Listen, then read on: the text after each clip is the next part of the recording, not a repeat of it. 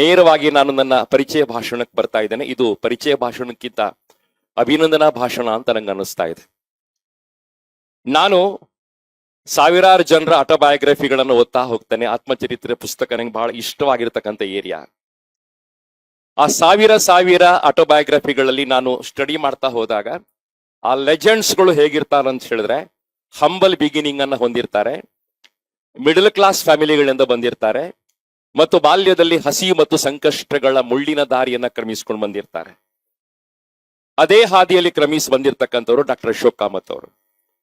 ಅವರ ಬಿಗಿನಿಂಗ್ ಹೇಗಿತ್ತು ಅಂತ ಹೇಳಿದ್ರೆ, ಕೊಕ್ಕರಣೆ ಹತ್ರ ಇರತಕ್ಕಂತಹ ಕಚ್ಕೆ ಅಂತ ಒಂದು ಸಣ್ಣ ಗ್ರಾಮದಲ್ಲವರು ಕಚ್ಕೆ ಕಾಮತ್ ಕುಟುಂಬದ ಮೂಲಕ ಜನ್ಮಕ್ಕೆ ಬಂದಿರತಕ್ಕಂಥವ್ರು.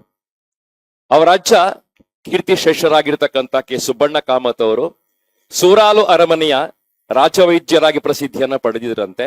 ಅಜ್ಜ ಮಾಡಿದ ಪುಣ್ಯ, ಅಪ್ಪ ಮಾಡಿದ ಪುಣ್ಯ ಎಲ್ಲ ಕೂಡ ಜೀನ್ನ ಮೂಲಕ ಮೊಮ್ಮಗನಿಗೆ ಬರ್ತಾ ಹೋಗ್ತದೆ. ಅವರ ತಂದೆ ಕೆ ನಾರಾಯಣ ಕಾಮತ್ ಅವರು ಟೈಲರಿಂಗ್ ವೃತ್ತಿಯನ್ನ ಮಾಡ್ತಾ ಇದ್ರು. 10 ಮಕ್ಕಳ ದೊಡ್ಡ ಕುಟುಂಬ. ಅವರ ತಾಯಿ ರೋಹಿಣಿ ಕಾಮತ್ ಅವರು ಗೃಹಿಣಿಯಾಗಿದ್ರು. ಯಾವತ್ತೂ ಕೂಡ ಪುರಾಣಗಳ ಮೂಲಕ ಮಕ್ಕಳನ್ನ ಬೆಳೆಸ್ತಾ ಹೋದ್ರು. 10 ಜನ ಮಕ್ಕಳನ್ನ ಸಾಕೋದ್ ಬಹಳ ಕಷ್ಟ ಆಯ್ತು. ಪ್ರಾಮಾಣಿಕತೆ ಅವರಿಗೆ ಬಹಳ ದೊಡ್ಡ ಉರುಳಾಯ್ತು. ಈ ಕಷ್ಟಗಳ ಪರಂಪರೆಯಲ್ಲಿ ಅವರ ಇಬ್ರು ಮಕ್ಕಳು ಇಡೀ ಕುಟುಂಬದ ಹೊಣೆ ಹೊರ್ತಾರೆ. ಇವತ್ತು ಅವ್ರು ಇದ್ದಾರೆ, ಅವರನ್ನ ಖಂಡಿತ ಅಭಿನಂದಿಸ್ಬೇಕು. ಅಶೋಕ್ ಕಾಮತ್ ಅವರ ಕುಟುಂಬಕ್ಕೆ ಊರುಗೋಲಾಗಿ ನಿಂತಿರ್ತಕ್ಕಂಥವ್ರು ಅವರ ಹಿರಿಯ ಅಣ್ಣಾಗಿರ್ತಕ್ಕಂಥ ಕೆ ಸುಬ್ರಾಯ ಕಾಮತ್ ಅವರು. ಅವ್ರ KS ಪರೀಕ್ಷೆ ಬರೆದು ಪಾಸ್ ಆಗಿರ್ತಕ್ಕಂಥವ್ರು ಮತ್ತು ಕಾರವಾರದಲ್ಲಿ CEO ಆಗಿ ರಿಟೈರ್ಡ್ ಆಗಿರ್ತಕ್ಕಂಥವ್ರು. ಅವರ ಕೊಡುಗೆ ನಾನು ಖಂಡಿತವಾಗಿ ಸ್ಮರಿಸ್ತೇನೆ. ಅವರಿದ್ರೆ ಒಂದು ಕ್ಷಣ ಎದ್ದು ನಿಂತರೆ ಅಶೋಕ್ ಕಾಮತ್ ಸರ್ ಖುಷಿ ಪಡ್ತಾರೆ. ಅವರ ಎರಡನೇ ಅಣ್ಣ ಕುರಿತು ಕಾರ್ಯಕ್ರಮದಲ್ಲಿದ್ದಾರೆ ಕೆ ನರಸಿಂಹ ಕಾಮತ್ ಅವರು. ಅವರು ಕೂಡ ಅತಿ ಹೆಚ್ಚು ಓದಿರ್ತಕ್ಕಂಥವರು. ಕಾರ್ಯನಿರ್ವಾಹಕ ನಿರ್ದೇಶಕರಾಗಿ ನ್ಯಾಷನಲ್ ಡೈರಿ ಬೋರ್ಡ್ ಅನ್ನ ಮುನ್ನಡೆಸಿರ್ತಕ್ಕಂಥವರು. ವರ್ಗೀಸ್ ಕುರಿಯನ್ ಅವರ ಸಹವರ್ತಿಗಳಾಗಿದ್ದವರು. ತಮ್ಮ ಕುಟುಂಬಕ್ಕೆ 2ನೇ ಊರುಗೋಲಾಗಿರ್ತಕ್ಕಂಥ ನರಸಿಂಹ ಕಾಮತ್ ಕೂಡ ಇದ್ದಾರೆ ಕಾರ್ಯಕ್ರಮದಲ್ಲಿ. ಒಂದು ಕ್ಷಣ ಎದ್ದು ನಿಂತರೆ ನಿಮ್ಮನ್ನ ಖಂಡಿತವಾಗಿ ಅಭಿನಂದಿಸ್ತೇವೆ. ಸ್ನೇಹಿತರೆ, 2 ಅಣ್ಣಂದಿರ ಆಧಾರವನ್ನ ಪಡ್ಕೊಂಡಂತ ಈ ಕುಟುಂಬ ಮುಂದಕ್ಕೆ ಹೋಯ್ತು.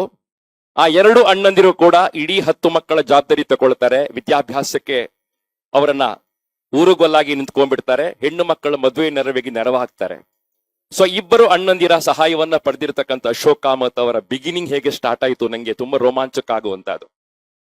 ಗ್ರೇಸ್ ಮಾರ್ಕ್ ಅನ್ನ ಪಡೆದಿರ್ತಕ್ಕಂಥ ವಿದ್ಯಾರ್ಥಿ ಅಲ್ಲ ಅವರು ಅತ್ಯಂತ ಪ್ರತಿಭಾವಂತ ವಿದ್ಯಾರ್ಥಿ. ನಾನು ಮತ್ತೆ ಹೇಳ್ತೇನೆ, ಸಾಕ್ರೆಟಿಸ್ ಹೇಳಿರ್ತಕ್ಕಂತಹ let me learn one more thing before I die, let me learn one more thing before I die ಅಂತ ಮಾತಿಗೆ ಸಾದೃಶ್ಯವಾಗಿ ನಿಂತವರು ಡಾಕ್ಟರ್ ಅಶೋಕ್ ಕಾಮತ್ ಅವರು. 3ನೇ ಕ್ಲಾಸ್ ತನಕ ಅವರು ಕಲ್ತದ್ದು ಕನ್ನಡ ಮಾಧ್ಯಮ ಶಾಲೆ, ಶಾಂಭವಿ ವಿದ್ಯಾದಾಯಿನಿ ಹಿರಿಯ ಪ್ರಾಥಮಿಕ ಶಾಲೆ ಕೋಟಾ. 7ನೇ ಕ್ಲಾಸ್ ತನಕ ಅವರು ಕಲ್ತಿರ್ತಕ್ಕಂಥದ್ದು ವಿದ್ಯಾನಗರ ಶಿವಮೊಗ್ಗದಲ್ಲಿ ಸರ್ಕಾರಿ ಕನ್ನಡ ಮಾಧ್ಯಮ ಶಾಲೆ. 10ನೇ ತರಗತಿ ತನಕ ಕಲ್ತಿರ್ತಕ್ಕಂಥ ರಾಷ್ಟ್ರೀಯ ಬಾಲಕರ ಪ್ರೌಢಶಾಲೆ ಶಿವಮೊಗ್ಗ. ಎಲ್ಲವೂ ಸರ್ಕಾರಿ ಶಾಲೆಗಳು ಮತ್ತು ಎಲ್ಲವೂ ಕನ್ನಡ ಮಾಧ್ಯಮ ಶಾಲೆಗಳು. ಇದು ಅಶೋಕ್ ಕಾಮತ್ ಅವರ ಹೃದಯ ಶ್ರೀಮಂತಿ ಕಾರಣವಾಯಿತು. ಅವರ PUC ಮಾಡಿರ್ತಕ್ಕಂಥದ್ದು DVS ಕಾಲೇಜ್ ಶಿವಮೊಗ್ಗ, ಪ್ರಸಿದ್ಧವಾದ ಕಾಲೇಜ್ ಅದು. ಸೈನ್ಸ್ ತಗೊಂಡ್ರು. ಡಿಗ್ರಿನಲ್ಲಿ ಅವರು BSc ಮಾಡ್ತಾರೆ ಸಹ್ಯಾದ್ರಿ ಕಾಲೇಜ್ ಶಿವಮೊಗ್ಗದಲ್ಲಿ. ಆ ಮೂಲಕ ಅವರು ತಮ್ಮ ಪದವಿ ಶಿಕ್ಷಣವನ್ನ ಪೂರ್ತಿ ಮಾಡಿಕೊಂಡು ಉದ್ಯೋಗವನ್ನ ಹುಡುಕೊಂಡು ಡೆಲ್ಲಿಗೆ ಹೋಗ್ತಾರೆ. ಸತತವಾಗಿ 9 ವರ್ಷಗಳ ಕಾಲ ಅವರು ಶ್ರೇಷ್ಠವಾಗಿರ್ತಕ್ಕಂಥ ಕೇಂದ್ರ ಸರ್ಕಾರದ ಕ್ಯಾಬಿನೆಟ್ ಅಲ್ಲಿ ಅವರ ಕೆಲಸಗಳನ್ನ ಮಾಡ್ತಾ ಹೋಗ್ತಾರೆ. ಸರ್, ಅದರ ಬಗ್ಗೆ ಮತ್ತೆ ಉಲ್ಲೇಖ ಮಾಡ್ತೇನೆ. ಅವರ ಶಿಕ್ಷಣದ ಬಗ್ಗೆ ನಾನು ಕಂಪ್ಲೀಟ್ ಮಾಡ್ಕೋತೇನೆ. 1988ರಲ್ಲಿ ಅವರು ರಾಷ್ಟ್ರೀಯ ವಿದ್ಯಾಸಂಸ್ಥೆಯಲ್ಲಿ B.Ed ಕಂಪ್ಲೀಟ್ ಮಾಡ್ತಾರೆ. PG ಡಿಪ್ಲೊಮಾವನ್ನ ಕಂಪ್ಲೀಟ್ ಮಾಡ್ತಾರೆ ಹೈಯರ್ ಎಜುಕೇಶನ್ ನಲ್ಲಿ IGNOU ಯೂನಿವರ್ಸಿಟಿ ಮೂಲಕ. M.Ed ಅನ್ನ ಪೂರ್ತಿ ಮಾಡ್ತಾರೆ ಸ್ನಾತಕೋತ್ತರ ಪದವಿ ಶಿಕ್ಷಣದಲ್ಲಿ. ಆಮೇಲೆ MA ಕನ್ನಡ ಸಾಹಿತ್ಯದಲ್ಲಿ ಅವರು ಕರ್ನಾಟಕ VU ಮೂಲಕ MA ಕನ್ನಡ ಸಂಪಾದನೆ ಮಾಡ್ಕೋತಾರೆ. ನನ್ಗನ್ನಿಸ್ತಾ ಇದೆ ಅಶೋಕ್ ಕಾಮತ್ ಇವರ ಹೃದಯ ಶ್ರೀಮಂತಿಕೆ ಇವತ್ತು ಜೀವಂತವಾಗ್ಲಿಕ್ಕೆ ಕಾರಣ MA ಕನ್ನಡ ಪದವಿ, ಸಾಹಿತ್ಯದ ಶ್ರೇಷ್ಠವಾಗಿರ್ತಕ್ಕಂಥ MA ಕನ್ನಡ ಪದವಿ. ಹಂಪಿ ಯೂನಿವರ್ಸಿಟಿಯಲ್ಲಿ ಅವರು PhD ಸಂಪಾದನೆ ಮಾಡ್ಕೋತಾರೆ. ಅದಕ್ಕೆ ಅವರು ಆರಿಸ್ಕೊಂಡಿರ್ತಕ್ಕಂತಹ ಟಾಪಿಕ್ ಥೀಮ್ ಕನ್ನಡದ ಆತ್ಮಕಥನಗಳಲ್ಲಿ ಶಾಲಾ ಶಿಕ್ಷಣ ನೆಲಗಟ್ಟು ಅಂತ ಟಾಪಿಕ್ ತಗೋತಾರೆ. 2021ರಲ್ಲಿ ಅವರ ಹೆಸರಿನ ಮುಂದೆ ಡಾಕ್ಟರೇಟ್ ಬರ್ತದೆ. ಡಾಕ್ಟರ್ ಅಶೋಕ್ ಕಾಮತ್. ಸೊ ಮುಂದೆ ಅವರು 10ಕ್ಕಿಂತ ಜಾಸ್ತಿ ವಿದ್ಯಾರ್ಥಿಗಳಿಗೆ ಪರೋಕ್ಷವಾಗಿ PhD ಮಾಡಲಿಕ್ಕೆ ಮಾರ್ಗದರ್ಶನವನ್ನ ಮಾಡ್ತಾರೆ. ಮೈಸೂರು ರೀಜನಲ್ ಕಾಲೇಜಲ್ಲಿ ಎಜುಕೇಶನ್ ಅಲ್ಲಿ ಅವರು ಸರ್ಟಿಫಿಕೇಟ್ ಇನ್ ಎಜುಕೇಶನ್ ರಿಸರ್ಚ್ ಮತ್ತು ಮೆಥಡಾಲಜಿ CERM ಪದವಿಯನ್ನ ಪಡ್ಕೋತಾರೆ 2022ರಲ್ಲಿ. ನಾನು ಇದನ್ನ ಯಾಕೆ ಹೇಳ್ತೇನೆ ಅಂತ ಹೇಳಿದ್ರೆ, ನಮ್ಗೆಲ್ಲ ಬಹಳ ಪ್ರೇರಣೆ ರವಿರಾಜ್. ಏನು ಪ್ರೇರಣೆ ಅಂತ ಹೇಳಿದ್ರೆ 1 ವರ್ಷ ಕೂಡ ಅಶೋಕ್ ಕಾಮತ್ ಅವರು ಪರೀಕ್ಷೆ ಕಟ್ಟದೇ ಇರಲಿಲ್ಲ. ವರ್ಷಕ್ಕೊಂದು ಪರೀಕ್ಷೆಗಳನ್ನ ಕಟ್ಟುವಂತದ್ದು. ಇವತ್ತು ಕೂಡ ಅವರು ಪರೀಕ್ಷೆಗೋಸ್ಕರ ಓದ್ತಾ ಇದ್ದಾರೆ, ಪರೀಕ್ಷೆಗಳನ್ನ ಕಟ್ತಾರೆ. ಯಾವುದೇ ಪರೀಕ್ಷೆಯನ್ನ ಪದವಿಗೋಸ್ಕರ ಓದ್ತಾ ಇಲ್ಲ, ಜ್ಞಾನಕ್ಕೋಸ್ಕರ ಓದ್ತಾರೆ. ಅವ್ರು ಎಲ್ಲಿ ಕೂಡ ತಮ್ಮ ಪದವಿಗಳನ್ನ ತಮ್ಮ ಹೆಸರಿನ ಮುಂದೆ ಹಾಕೊಳ್ಳೋದಿಲ್ಲ. ಸೊ ಈ ರೀತಿ ವರ್ಷಕ್ಕೊಂದು ಪದವಿ ಸಂಪಾದನೆ ಮಾಡಲು ಸುಲಭ ಅಲ್ಲ. ವಿಶ್ರಾಂತಿಗೂ ಪಡೆಯದವ್ರ ಕೆಲಸಗಳನ್ನ ಮಾಡಿದ್ದಾರೆ. ಎಲ್ಲ ಪ್ರೋಟೋಕಾಲ್ಗಳು ಅವರ ನಾಲಿಗೆ ತುದಿ ಮೇಲಿದೆ. ಶಿಕ್ಷಣ ಸೇವೆಯಲ್ಲಿ ಅವರು ಹಾಸುಹೊಕ್ಕಾಗಿ ಎಲ್ಲವನ್ನ ಅಳವಡಿಸಿಕೊಂಡಿದ್ದಾರೆ, ಜ್ಞಾನವನ್ನ ಸಂಪಾದನೆ ಮಾಡಿಕೊಂಡಿದ್ದಾರೆ. ನಿರಂತರವಾಗಿ ಬರವಣಿಗೆ ಮತ್ತು ಅಧ್ಯಯನ ಅವರ ಶಕ್ತಿ.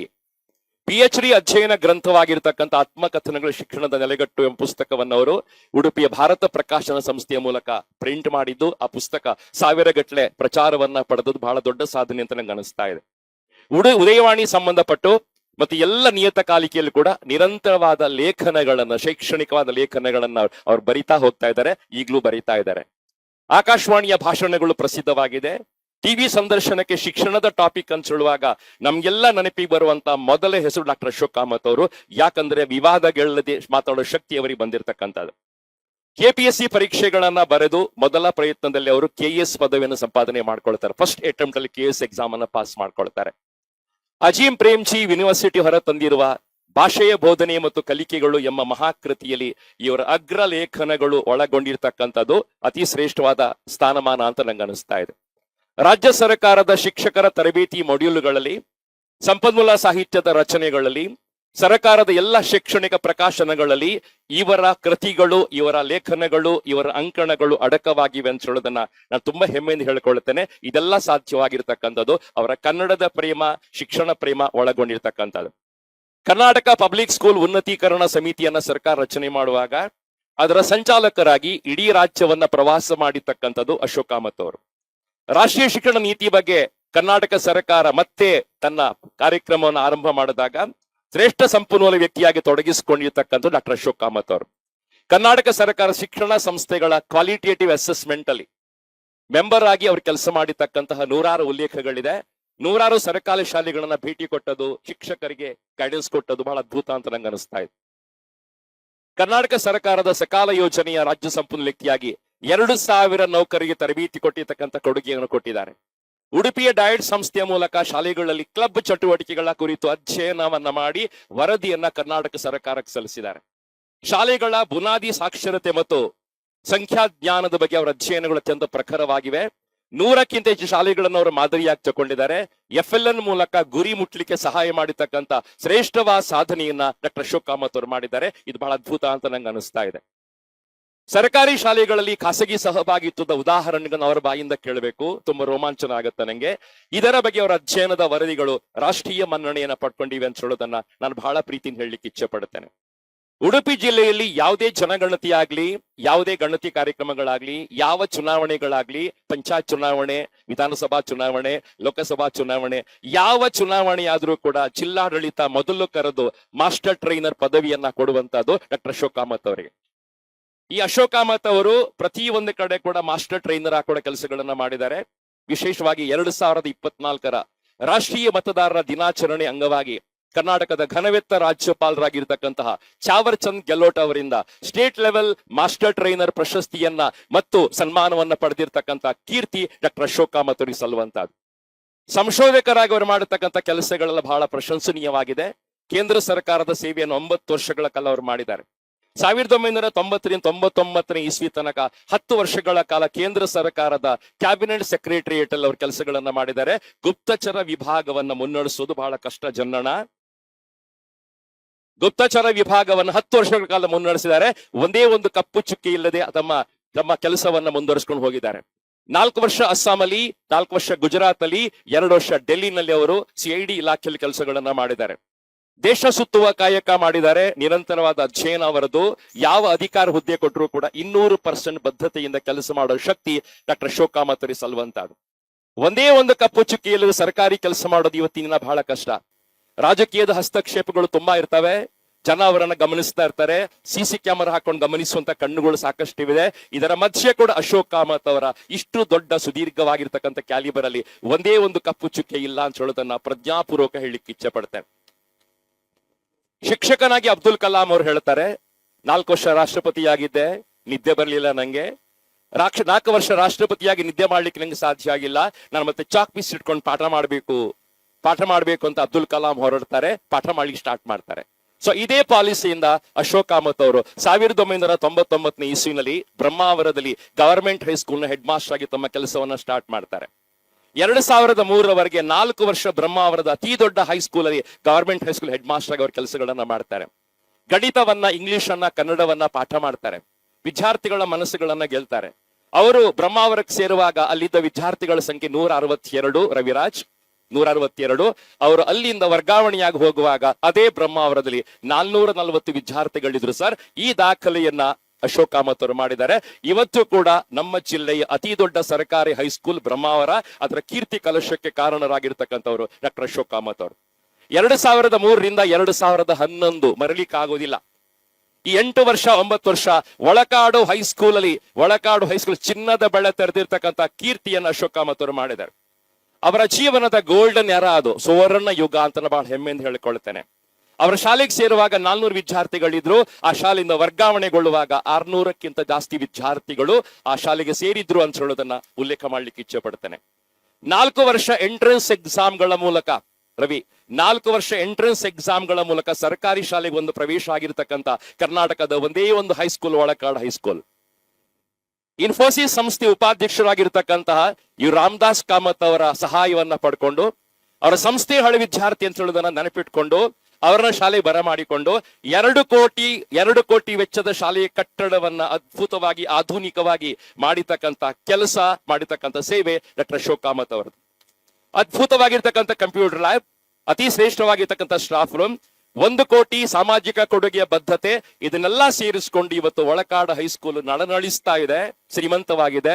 ಇವತ್ತು ಕೂಡ ವಿದ್ಯಾರ್ಥಿಗಳ ಆಕರ್ಷಣೆ ಕೇಂದ್ರವಾಗಿದೆ.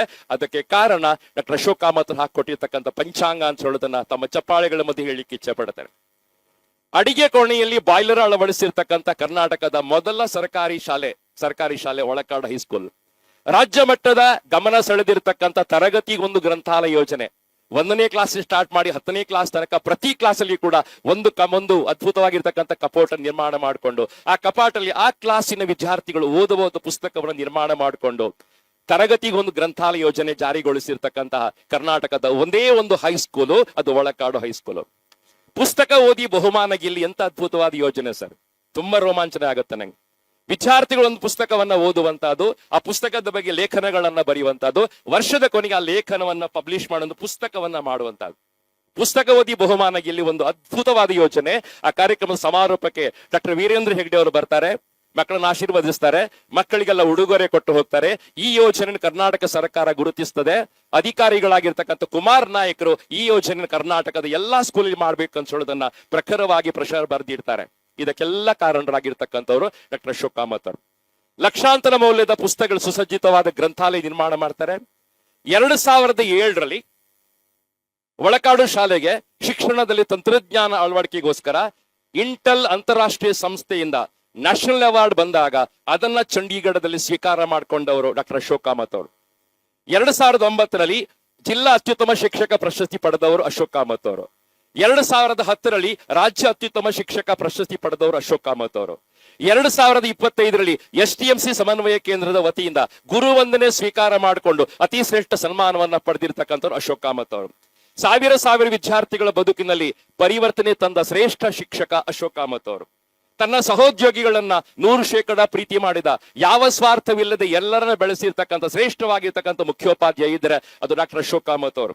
ಅವರ ಸಹೋದ್ಯೋಗಿಗಳಾಗಿರ್ತಕ್ಕಂತಹ ಅಡವೆ ರವೀಂದ್ರ ಪೂಜಾರಿಯವರಿಗೆ ಮೊದಲ ಜಿಲ್ಲಾ ಪ್ರಶಸ್ತಿ ಕೊಡಿಸ್ತಾರೆ, ಆಮೇಲೆ ಅವರು ತಗೋತಾರೆ. ಉಪಾಧ್ಯಾಯ ಮೂಡುಬೆಳ್ಳಿ ಅವರಿಗೆ ಮೊದಲ ನ್ಯಾಷನಲ್ ಅವಾರ್ಡ್ ಕೊಡಿಸ್ತಾರೆ, ಆಮೇಲೆ ಅವರು ರಾಜ್ಯ ಪ್ರಶಸ್ತಿ ಕೊಡ್ತಾರೆ. ತನ್ನ ಸಹೋದ್ಯೋಗಿಯನ್ನು ಬೆಳೆಸಿರ್ತಕ್ಕಂಥ ಕೀರ್ತಿ ಇದ್ರೆ ಅದು ಅಶೋಕ್ ಕಾಮತ್ ಅವರು. ಶ್ರೇಷ್ಠ ಆಡಳಿತಗಾರನಾಗಿ ಪದೋನ್ನತಿಯ ಬಳಿಕ DDPA ಕಚೇರಿ ಶಿಕ್ಷಣಾಧಿಕಾರಿಗಳಾಗಿ 4 ವರ್ಷ ಕೆಲಸ ಮಾಡ್ತಾರೆ. ಮಂಗಳೂರಿನ ಸರ್ಕಾರಿ ಶಿಕ್ಷಣ ಮಹಾವಿದ್ಯಾಲಯದಲ್ಲಿ ಉಪನ್ಯಾಸಕರಾಗಿ 3 ವರ್ಷ ಕೆಲಸ ಮಾಡ್ತಾರೆ. ಕುಂದಾಪುರದ BO ಆಗಿ 3 ವರ್ಷ ಕೆಲಸ ಮಾಡ್ತಾರೆ. ಆ 3 ವರ್ಷಗಳ ಅವಧಿಯಲ್ಲಿ ಇಡೀ ಕರ್ನಾಟಕ ರಾಜ್ಯದಲ್ಲಿ ಫಲಿತಾಂಶದಲ್ಲಿ ಉಡುಪಿ ಜಿಲ್ಲೆಯ ಮೊದಲ ಸ್ಥಾನವನ್ನ ಕುಂದಾಪುರ ಪಡ್ಕೊಳ್ತು. ಅದು ಅಶೋಕ್ ಕಾಮತ್ ಅವರ ಬದ್ಧತೆ ಅಂತ ಹೇಳೋದನ್ನ ಉಲ್ಲೇಖ ಮಾಡ್ತೇನೆ. 2021ರಿಂದ 25ರವರೆಗೆ ಡಯಟ್ ನ ಹಿರಿಯ ಉಪನ್ಯಾಸಕರಾಗಿ ಮತ್ತು ವೈಸ್ ಪ್ರಿನ್ಸಿಪಲ್ ಆಗಿ ಕೆಲಸ ಮಾಡ್ತಾರೆ.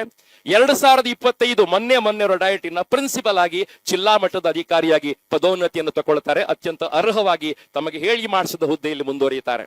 ತರಬೇತಿ ಅವರ ಜೀವಾಳ. ಜಿಲ್ಲೆಯ ಎಲ್ಲ ಶಿಕ್ಷಕರ ಮುಖ ಪರಿಚಯ, ಹೆಸರುಗಳ ಪರಿಚಯ, ಅವರ ಜೀವನಾಡಿ. ಹೆಚ್ಚುವರಿ ಪ್ರಭಾವಗಳು ಯಾವುದು ಬಂದರೂ ಕೂಡ ಕಂಗೆಡೋದಿಲ್ಲ, ಒತ್ತಡ ಮಾಡ್ಕೊಳ್ಳೋದಿಲ್ಲ, ಟೆನ್ಷನ್ ಮಾಡ್ಕೊಳ್ಳೋದಿಲ್ಲ. ನಿಮಗೆ ಒತ್ತಡ ಆಗೋದಿಲ್ವಾ ಅಂತ ಹೇಳಿದಾಗ ನಗುತ್ತಾ ಇಲ್ಲ ಸರ್ ಅಂತ ಹೇಳಿ ಅಶೋಕ್ ಕಾಮತ್ ಹೇಳ್ತಾರೆ. ಸರ್ಕಾರಿ ಕೆಲಸವನ್ನ ದೇವರ ಕೆಲಸ ಅಂತ ಪರಿಗಣಿಸ್ತಾರೆ. ಶಿಕ್ಷಕರು ಒತ್ತಡ ಮಾಡ್ಕೊಡ್ಬೇಡ್ರಪ್ಪ, ಆರೋಗ್ಯ ಕೆಡಿಸ್ಕೋಬೇಡಿ ಅಂತ ಮಾತುಗಳನ್ನ ಎಲ್ಲ ಶಿಕ್ಷಕರಿಗೆ ಬಹಳ ಪ್ರೀತಿಯಿಂದ ಹೇಳ್ತಾರೆ. ಶಾಲೆಗಳ ಸಂದರ್ಶನಕ್ಕೆ ಹೋದಾಗ ಶಿಕ್ಷಕರ ಕೊಠಡಿಯಲ್ಲಿ ಮೀಟಿಂಗ್ಸ್ ಗಳನ್ನ ಮಾಡೋದಕ್ಕಿಂತ ಮಕ್ಕಳ ಜೊತೆ ಬಹಳ ಪ್ರೀತಿಯಿಂದ ಮಾತಾಡ್ತಾರೆ. ಬೇರೆಯವರ ಗುಣ ಪ್ರತಿಭೆಯನ್ನ ಗುರುತಿಸುವಂತಹ, ಪ್ರೋತ್ಸಾಹಿಸುವಂತಹ ಗುಣಗ್ರಾಹಿತ್ವ ಅವರ ಶ್ರೇಷ್ಠವಾಗಿರ್ತಕ್ಕಂಥ ಕೊಡುಗೆ. ಶಿಕ್ಷಣ ಇಲಾಖೆಯ ಭಾಷೆ ಅವರ ನಾಲಿಗೆ ತುದಿ ಮೇಲಿದೆ. ಒಂದು ಚೀಟಿ ಕೂಡ ಇಲ್ಲದೆ ದೀರ್ಘವಾದ ಭಾಷಣ ಮಾಡೋ ಶಕ್ತಿ ಇರ್ತಕ್ಕಂಥ ಒಬ್ಬ ಜಿಲ್ಲಾ ಮಟ್ಟದ ಅಧಿಕಾರಿ ಅಶೋಕ್ ಕಾಮತ್ ಅವರು. ಪ್ರಬುದ್ಧವಾದ ವಿಚಾರ ಮಂಡನೆ, ವಿವಾದಗಳಿಗೆ ಆಸ್ಪದವಿಲ್ಲದ ನಿಲುವು, ಯಾವತ್ತೂ ಕೂಡ ಅದ್ಭುತವಾಗಿರ್ತಕ್ಕಂಥ ನಗು ಅವರ ಮುಖದಲ್ಲಿ ಯಾವತ್ತಿರ್ತಕ್ಕಂಥದ್ದು. ಅದ್ಭುತವಾದ ನಗು, ಅದ್ಭುತವಾದ ಉತ್ಸಾಹ, ಒಂದು ಪ್ರೇರಣೆ ಅಶೋಕ್ ಕಾಮತ್ ಅವರ ತ್ರಿಮುಖವಾಗಿರ್ತಕ್ಕಂಥ ಕೊಡುಗೆಗಳು, ತ್ರಿಮುಖವಾದ ಸಾಧನೆಗಳು. ಯಾವ ಹೊತ್ತಿನಲ್ಲಿ ಕಾಲ್ ಮಾಡಿದ್ರು ಕೂಡ ಸಿಟ್ಟು ಮಾಡಿಕೊಳ್ಳದೆ ಮಾರ್ಗದರ್ಶನ ಮಾಡೋ ಶಕ್ತಿ ಅವರಿಗೆ ಬಂದಿರತಕ್ಕಂಥದ್ದು. ಜಿಲ್ಲಾ ಮಟ್ಟದ ಅಧಿಕಾರಿಗಳಾಗಿದ್ರು ಕೂಡ, ರಾಜ್ಯ ಮಟ್ಟದ ಮಾಸ್ಟರ್ ಇದನ್ನಾಗಿದ್ರು ಕೂಡ ಯಾವುದೇ ಅಹಂ ಇಲ್ಲದೆ ಭಾವಸ್ಪರ್ಶಕ್ಕೆ ಒಳಗಾಗಿ ಡೌನ್ ಟು ಅರ್ತ್ ಆಗಿ ಎಲ್ಲರನ್ನ ಪ್ರೀತಿ ಮಾಡೋ ಶಕ್ತಿ ಇರ್ತಕ್ಕಂಥ ಅಶೋಕ್ ಕಾಮತ್ ಅವರಿಗೆ. ಜಿಲ್ಲಾ ಮಟ್ಟದ ಹೈಸ್ಕೂಲ್ ಹೆಡ್ ಮಾಸ್ ಸಂಘದ ಅಧ್ಯಕ್ಷರಾಗಿ ಕೆಲಸ ಮಾಡಿದ್ದಾರೆ. SSC ಬೋರ್ಡ್ ನ ಸದಸ್ಯರ ಕೆಲಸಗಳನ್ನ ಮಾಡಿದ್ದಾರೆ. ಫಲಿತಾಂಶ ವರ್ಧನೆಗೋಸ್ಕರ ಸಾಧನೆ ಹಾದಿ ಮತ್ತು ವಿಜಯೀ ಭವ 2 ಪುಸ್ತಕವನ್ನು ಪಬ್ಲಿಷ್ ಮಾಡಿದ್ದಾರೆ. ಬೆಂಗಳೂರಿನ SSC ಬೋರ್ಡ್ ನಿರ್ದೇಶಕರಾಗಿ ಸಹಾಯಕರ SSC ಬೋರ್ಡ್ ನ ಸದಸ್ಯರ ಕೆಲಸಗಳನ್ನ ಮಾಡಿದ್ದಾರೆ. ಉಡುಪಿಯ ಕುಕ್ಕಿ ಕಟ್ಟೆಯಲ್ಲಿ ಚಂದವಾದ ಮನೆ ಕಟ್ಕೊಂಡು ರೇವತಿ ಕಾಮತ್ ಅಂತ ಹೇಳುವಂತ ಸಪೋರ್ಟ್ ಮಾಡುವಂತ ಹೆಂಡತಿಯನ್ನ ಪಕ್ಕದಲ್ಲಿ ಕೂರಿಸ್ಕೊಂಡು ನವ್ಯಾ ಕಾಮತ್ ಅಂತ ಹೇಳುವಂತ MSc ಸ್ಟಾಟಿಸ್ಟಿಕ್ಸ್ ಓದ್ತಾ ಇರತಕ್ಕಂಥ ಮಗಳನ್ನ ಪ್ರೀತಿ ಮಾಡ್ತಾ ಇವತ್ತು ಶ್ರೇಷ್ಠವಾಗಿರ್ತಕ್ಕಂತಹ ಅಶೋಕ್ ಕಾಮತ್ ಅವರಿಗೆ ಈ ಪ್ರಶಸ್ತಿ ಸಿಗ್ತಾ ಇದೆ. 2027 ಜನವರಿ 30ಕ್ಕೆ ಅವರು ರಿಟೈರ್ಡ್ ಆಗ್ತಾರೆ.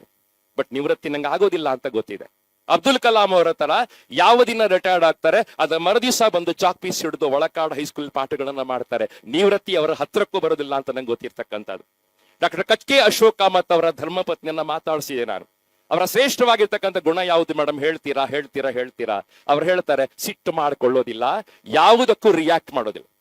ನಾನು ಸಿಟ್ಟು ಮಾಡ್ಕೊಂಡು ಮಾತಾಡಿದ್ರು ಕೂಡ ಅವ್ರು ರಿಯಾಕ್ಟ್ ಮಾಡೋದಿಲ್ಲ ಅಂತ ಅವರ ಧರ್ಮಪತ್ನಿ ಹೇಳಿದ್ದಾರೆ. ಈ ಮಾತನ್ನ ಮನಸ್ಸಲ್ಲಿ ಇಟ್ಕೊಂಡು ನೆವರ್ ಕಾಂಪ್ರಮೈಸಿಂಗ್ ಪರ್ಸನ್, ಕ್ವಾಲಿಟಿಯಲ್ಲಿ ಯಾವತ್ತೂ ಕೂಡ ನೆವರ್ ಕಾಂಪ್ರಮೈಸಿಂಗ್ ಪರ್ಸನ್ ಆಗಿರ್ತಕ್ಕಂತಹ, ಯಾವುದೇ ಸುಪ್ರೀಮಸಿಗಳಿಗೆ ಶರಣು ಸೆಲ್ಯೂಟ್ ಹೊಡೆದಿರ್ತಕ್ಕಂತಹ, ಸ್ವಾಭಿಮಾನದ ಬದುಕನ್ನ ಬದುಕ್ತಾ ಇರತಕ್ಕಂತಹ ಡಾಕ್ಟರ್ ಕಚ್ಕೆ ಅಶೋಕ್ ಕಾಮತ್ ಅವರನ್ನ ಇವತ್ತು ವಿಶ್ವ ಪ್ರತಿಭಾ ಪುರಸ್ಕಾರಕ್ಕೆ ಅರ್ಹವಾಗಿ ಅಭಿನಂದನೆ ಮಾಡ್ತಾ ನನ್ನ ಮಾತನ್ನು ಮುಗಿಸ್ತೇನೆ. ಜೈ ಹಿಂದ್, ಜೈ ಕರ್ನಾಟಕ.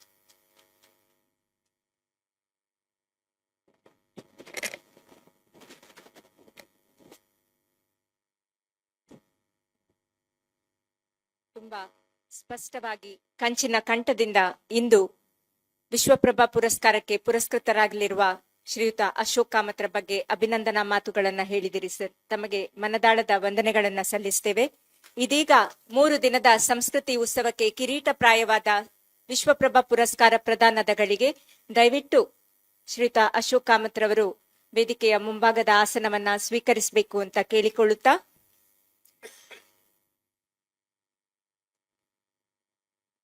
ಸರ್ ಪ್ರಶಾಂತ್ ಕಾಮತ್ ರವರು ಹಾರಾರ್ಪಣೆ ಮಾಡಬೇಕು.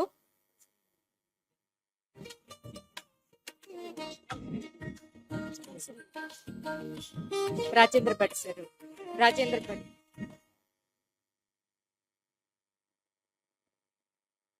ಶಾಲ್ ಅನ್ನ ರಾಜೇಂದ್ರ ಭಟ್ ಸರ್ ಅವರು ಹಾಕಬೇಕು.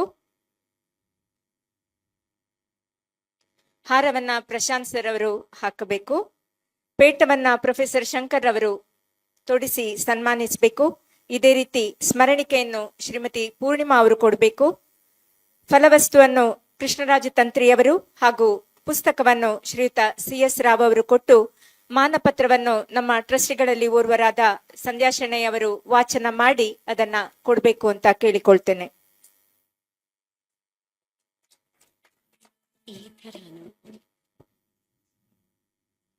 ಬಂದಂತ ಎಲ್ಲರಿಗೂ ಸ್ವಾಗತ. ಸಂಸ್ಕೃತಿ ವಿಶ್ವ ಪ್ರತಿಷ್ಠಾನ ಉಡುಪಿ ಶ್ರೀಮತಿ ಪ್ರಭಾವತಿ ಮತ್ತು ಶ್ರೀ ಉಡುಪಿ ವಿಶ್ವನಾಥ್ ಶೆಣೆ ಪ್ರಾಯೋಜಿತ ವಿಶ್ವಪ್ರಭಾ ಪುರಸ್ಕಾರ 2026 ನಾಡು ನುಡಿ ಸಂಸ್ಕೃತಿ ಹಾಗೂ ಶಿಕ್ಷಣ ಕ್ಷೇತ್ರಕ್ಕೆ ನೀಡಿದ ಅನನ್ಯ ಸೇವೆಗಾಗಿ ಅಶೋಕ್ ಕಾಮತ್ ಇವರಿಗೆ ಗೌರವಪೂರ್ವಕವಾಗಿ ಕೊಡಮಾಡಲ್ಪಡುತ್ತಿದೆ.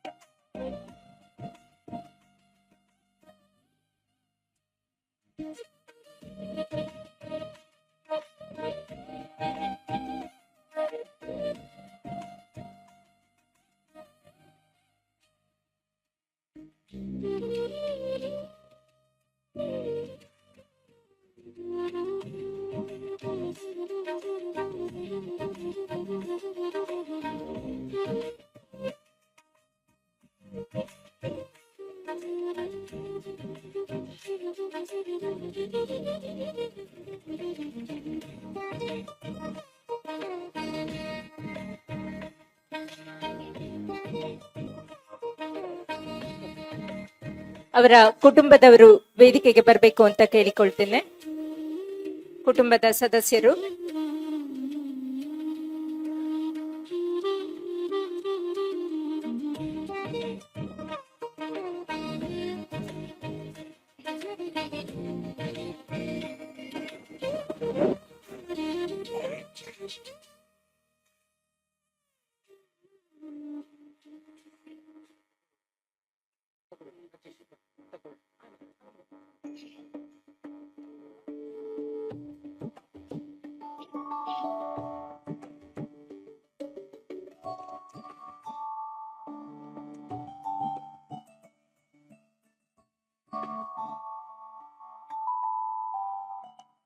ಗೋಧೂಳಿಯ ಶುಭ ಘಳಿಗೆಯಲ್ಲಿ ವಿಶ್ವಪ್ರಭಾ ಪ್ರಶಸ್ತಿಯಿಂದ ಪುರಸ್ಕೃತರಾದ ಶಿಕ್ಷಣ ತಜ್ಞ, ಸರಳ ವ್ಯಕ್ತಿತ್ವದ, ನಗುಮುಖದ ಸಹೃದಯಿ. ಬಹುಶಃ ಅವರ ಶ್ರೀಮತಿಯವರು ಹೇಳಿದ ಹಾಗೆ ಅವರಿಗೆ ಕೋಪ ಬರುವುದಿಲ್ಲ ಅಂತ ನಮ್ಗೆ ಸಹ ನೋಡುವಾಗ ಅನ್ನಿಸ್ತದೆ. ನಗಡ್ತಾ ಇದ್ದ ರಾಗದಿಂದ. ಸರ್, ತಮ್ಮ ಮಾತುಗಳಿಗೆ ಈಗ ಜನರು ಕಾಯ್ತಾ ಇದ್ದಾರೆ. ದಯವಿಟ್ಟು ತಮ್ಮ ಮನದಾಳದ ಮಾತುಗಳನ್ನ ಹೇಳ್ಬೇಕು ಅಂತ ಕೇಳಿಕೊಳ್ತೇನೆ.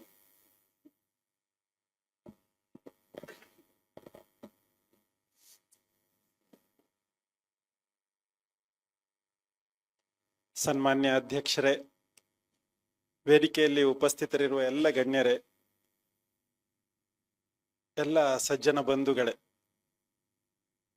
ರಾಜೇಂದ್ರ ಭಟ್ರು ಹೇಳುವಾಗ ಅವ್ರು ನನ್ನ ಬಗ್ಗೆನೇ ಹೇಳ್ತಾ ಇದ್ದಾರಾ ಅಂತೇಳಿ ಒಂದ್ ಸ್ವಲ್ಪ ನನ್ಗೆ ಡೌಟ್ ಬರ್ತಾ ಇತ್ತು. ಅದೇ ತರ ಒಂದು ವಿಸ್ಮೃತಿ ಅಥವಾ ಒಂದು ವಿಸ್ಮಯ ನನ್ಗೆ ಯಾವಾಗ ಆಯ್ತು ಅಂದ್ರೆ, ಪ್ರಭಾವತಿ ಮೇಡಮ್ಮು ನಿಮ್ಗೆ ಪ್ರಶಸ್ತಿ ಅಂತ ಹೇಳಿದ್ರು.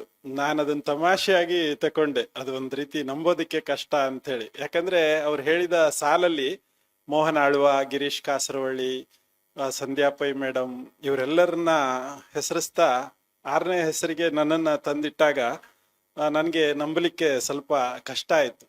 ನನ್ಗೆ ಪ್ರಶ್ನೆನ ಕೇಳ್ಕೊಂಡೆ, ಇದು ಸರಿನಾ ತಕೊಳ್ಳೋದು ಅಂತ ಹೇಳಿ.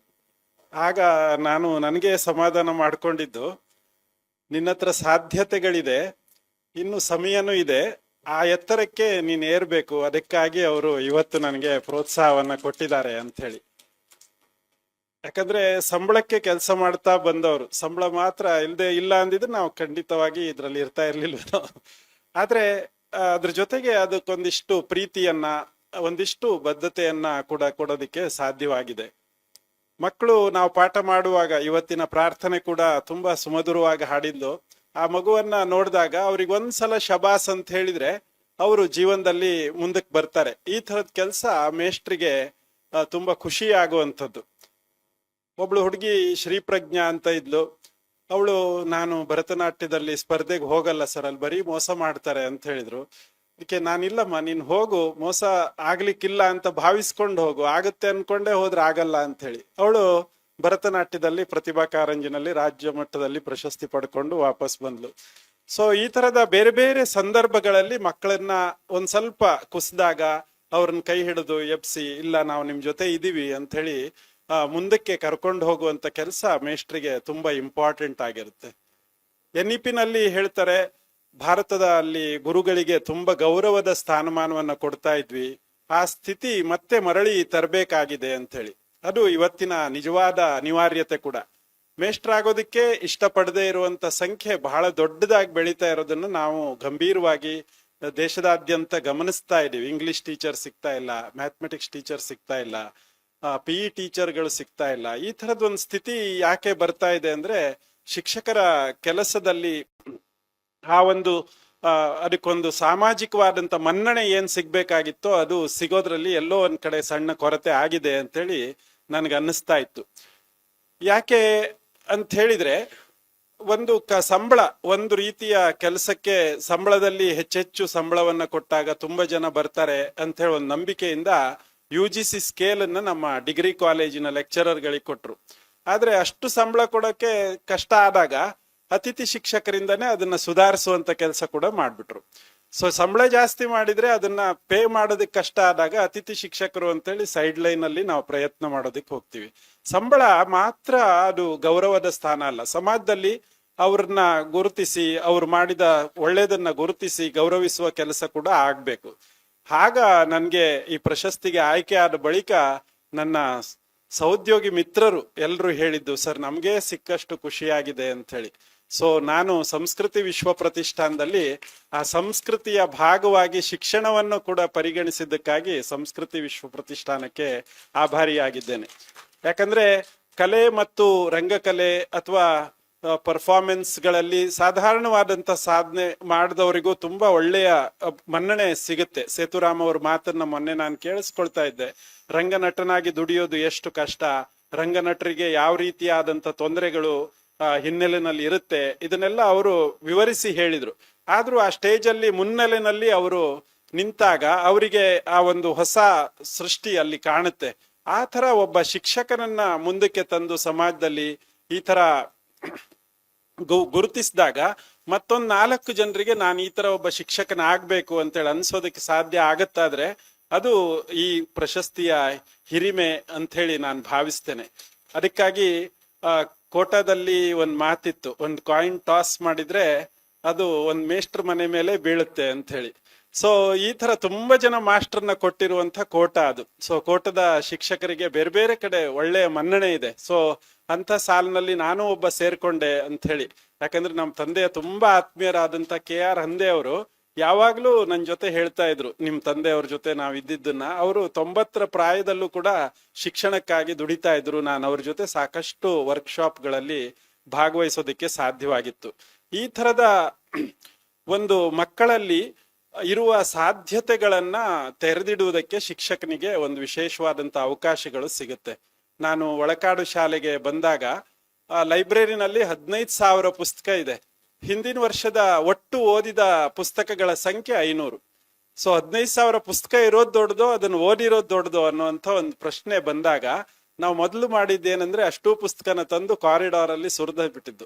15 ಲಕ್ಷ ರೂಪಾಯಿ ಪುಸ್ತಕ ಕಾರಿಡಾರ್ ಅಲ್ಲಿ ಇದೆ. ಎಲ್ಲಾ ಮಕ್ಕಳಿಗೂ ಒಂದೊಂದು ಸೆಕ್ಷನ್ ಅಲ್ಲಿ ಬಂದು ಅದ್ ನೋಡಿ ಒಂದ್ಸಲ ಕೈಯಲ್ಲಿ ಎತ್ಕೊಂಡು ನೋಡಿ, ನಿಮ್ಗೆ ಓದ್ಬೇಕು ಅಂತ ಅನ್ಸಿದ್ರೆ ಬರ್ಕೊಂಡು ತಕೊಂಡು ಹೋಗಿ ಅಂತ ಹೇಳಿ. ಒಂದೇ ದಿನ 2,000 ಪುಸ್ತಕಗಳನ್ನ ನಮ್ಮ ಮಕ್ಕಳು ಮನೆಗೆ ತಕೊಂಡು ಹೋದ್ರು. ಅದ್ರಲ್ಲಿ ಒಂದು ಅರ್ಧದಷ್ಟಾದ್ರೂ ಓದಿರ್ತಾರೆ ಅಂತ ನಾನು ಭಾವಿಸ್ತೀನಿ. ಬೇರೆ ಒಂದು ಸಣ್ಣ ಸಂದರ್ಭ ಬಂದಿತ್ತು. ನಮ್ಮ ಶಾಲೆನಲ್ಲಿ ಸ್ಟಾಫ್ ರೂಮ್ ಅನ್ನ ಅವ್ರು ಹೇಳಿದ್ರು 32 ಲಕ್ಷ ರೂಪಾಯಿಯಲ್ಲಿ ರಾಮದಾಸ್ ಕಾಮತ್ರು ಅದನ್ನ ಕಟ್ಟಿಸಿ ಕೊಟ್ಟಿದ್ರು. ಅದರ ಉದ್ಘಾಟನೆಯ ಸಂದರ್ಭದಲ್ಲಿ ರಾಮದಾಸ್ ಕಾಮತ್ರೆ ಹೇಳಿದ ಅತಿಥಿಗಳನ್ನ ಕರೆದಿದ್ವಿ. ಪ್ರೋಟೋಕಾಲ್ ಮಿಸ್ ಆಗ್ಬಿಡ್ತು. ಪ್ರೋಟೋಕಾಲ್ ಮಿಸ್ ಆಗ್ತಾ ಇದ್ದಾಗೆ ಜಿಲ್ಲಾ ಪಂಚಾಯತ್ ಅಲ್ಲಿ ನಿರ್ಣಯ ಆಯ್ತು, ಒಳಕಾಡು ಶಾಲೆ ಸರ್ಕಾರಿ ಶಾಲೆ ಅಲ್ವೇ, ಅಲ್ಲಿಗೆ ಪ್ರೋಟೋಕಾಲ್ ಅನ್ನ ಬಿಟ್ಟು ಅವ್ರು ಸಮಾರಂಭ ಮಾಡಿದ್ದಾರೆ, ಹಾಗಾಗಿ ಅವ್ರ ಸಂಬಳ ನಿಲ್ಸಿ ಅಂತ ಹೇಳಿ ಒಂದ್ ಸಣ್ಣ ನಿರ್ಣಯ ಆಯ್ತು ಅಂತ ಹೇಳಿ ಸುದ್ದಿ ಬಂತು. ಹಾಗೆ ನಾನು ಜಿಲ್ಲಾ ಪಂಚಾಯತ್ ಅಧ್ಯಕ್ಷರ ಚೇಂಬರಿಗೆ ಹೋಗಿ, ಮೇಡಮ್ ನವೆಂಬರ್ 14 ಬರ್ತಾ ಇದೆ, ನಾವು 10,000 ಪುಸ್ತಕ ಓದಿ ಅಂತ ಹೇಳಿ ಒಂದು ಆಂದೋಲನ ಶುರು ಮಾಡಿದೀವಿ, ಅದನ್ನ ನೀವು ಶುರು ಮಾಡೋದಕ್ಕೆ ಬರಬೇಕು ಅಂತ ಹೇಳಿ ನಾನು ಅವರನ್ನ ಕರೆದೆ. ನವೆಂಬರ್ 14ರಿಂದ ಜನವರಿ 26 ಒಳಗಡೆ ನಮ್ಮ ಶಾಲೆಯ 600 ಮಕ್ಕಳು ಸೇರಿ 10,000 ಪುಸ್ತಕ ಓದ್ತೀವಿ ಅನ್ನುವಂತ ಒಂದು ಅಭಿಯಾನವನ್ನ ಆರಂಭ ಮಾಡೋದಕ್ಕೆ ಮೇಡಮ್ ಅನ್ನೋರನ್ನ ಕರೆದೆ. ಅವರು ಬಂದ್ರು. ಆಗ್ಲೇ ಸ್ವಲ್ಪ ಸಿಟ್ಟಿತ್ತಲ್ಲ, ಆ ಸಿಟ್ಟು ಸ್ವಲ್ಪ ಪುಸ್ತಕ ಓದಿ ಬಹುಮಾನ ಗೆಲ್ಲಿ ಉದ್ಘಾಟನೆಯ ಸಂದರ್ಭದಲ್ಲಿ ಕಡಿಮೆ ಆಯ್ತು. ನಮ್ಮೆಲ್ಲರ ಸಂಬಳನೂ ಮುಂದಕ್ಕೆ ಹೋಯ್ತು. ಆ ಘಟನೆ ಅಲ್ಲಿಗೆ ತೇಲಿ ಹೋಯ್ತು. ಆದ್ರೆ ನಾವಲ್ಲಿ ಏನ್ ಮಾಡ್ತಾ ಇದ್ವಿ, ಪ್ರತಿ ತರಗತಿಗೆ ಅತಿ ಹೆಚ್ಚು, ಆ ವಾರದಲ್ಲಿ ಅತಿ ಹೆಚ್ಚು ಪುಸ್ತಕ ಓದಿದ ತರಗತಿಗೆ ಒಂದು ಗೌರವ ಧ್ವಜವನ್ನ ಕೊಡ್ತಾ ಇದ್ವಿ. ಈ ಗೌರವ ಧ್ವಜದ ಪೈಪೋಟಿ ಜೋರ್ ಆಗ್ತಾ ಒಂದ್ ಸೆಕ್ಷನ್ ಅವ್ರು ಒಂದ್ ವಾರದಲ್ಲಿ 400 ಪುಸ್ತಕ ಓದಿದ್ರು ಅಂತ, ಇನ್ನೊಂದ್ಸಲ 450 ಪುಸ್ತಕ ಓದಿದ್ರು ಅಂತೇಳಿ. 9C ಕತೆ ಸ್ವಲ್ಪ ಕಷ್ಟ ಇತ್ತು. ಬೇರೆ ಎಲ್ಲ ಸೆಕ್ಷನ್ ಅಲ್ಲಿ 60 ಮಕ್ಕಳಿದ್ರೆ 9C ನಲ್ಲಿ ಬರೀ 40 ಜನ ಇದ್ರು. ಅವರಿಗೆ ಒಂದ್ಸಲನೂ ಪ್ರಶಸ್ತಿ ಬರಲೇ ಇಲ್ಲ. ಒಂದ್ ವಾರ ಟೀಚರ್ ಬಂದ್ ಹೇಳಿದ್ರು, ಆ ವಾರ ತಾನೇ ನಾನು ಸೋಮವಾರ ಬೆಳಿಗ್ಗೆ ಗೌರವ ಧ್ವಜ ಕೊಟ್ಟು ಬಂದಿದ್ದೆ ಸರ್, ಎಲ್ಲ ಸುಳ್ಳೆ ಹೇಳು ಸರಿ ಮಕ್ಕಳು ಅಂತ ಹೇಳಿದ್ರು. ಏನಾಯ್ತಮ್ಮ ಅಂತ. ಒಬ್ಬ ಹುಡುಗ ಪವನ್ ಅಂತಿದ್ದಾನೆ, ಅವನು 112 ಪುಸ್ತಕ ಓದಿದೀನಿ ಅಂತ ಹೇಳಿ ವರದಿ ಕೊಟ್ಟಿದ್ದಾನೆ ಸರ್, ನೀವು ಅವನಿಗೆ ಗೌರವ ಧ್ವಜ ಕೊಟ್ರಿ ಅಂತ ಹೇಳಿದ್ರು. ಅವನನ್ನ ಅಲ್ಲೇ ಕರೆಸ್ದೆ ಮೇಡಮ್ ಇರುವಾಗ್ಲೆ. ಪವನ್, ನೀನು ಒಂದೇ ವಾರದಲ್ಲಿ 112 ಪುಸ್ತಕ ಓದಿದೀಯಾ ಅಂತ ಕೇಳಿದೆ. ಹೌದು ಸರ್, ನಾನು ಕಳೆದ 15 ದಿನದಿಂದ ಪ್ರತಿ ತರಗತಿಗೆ ಹೋಗಿ ಸಣ್ಣ ಪುಸ್ತಕ ಯಾವ್ದಿದಾವೆ ಅದನ್ನೆಲ್ಲ ಒಟ್ಟು ಮಾಡ್ತಾ ಇದ್ದೆ. ಯಾಕಂದ್ರೆ 9Cಗೆ ಪ್ರಶಸ್ತಿನೇ ಬಂದಿಲ್ಲ. ಈ ವಾರ ನಾನೇನಾದ್ರೂ ಮಾಡಿ ಅದನ್ನ ತಗೋಬೇಕು ಅಂತೇಳಿ 112 ಪುಸ್ತಕ ಓದಿದೀನಿ ಅಂತ ಹೇಳ್ದ.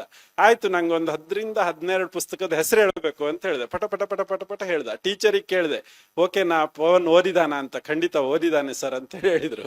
ಹೀಗೆ ನನಗೆ ಆ ಜನವರಿ 26 ಬರುವಾಗ ನಮ್ಮ ಮಕ್ಕಳು ಒಟ್ಟು ಓದಿದ ಪುಸ್ತಕಗಳ ಸಂಖ್ಯೆ 25,652 ಆಗಿತ್ತು.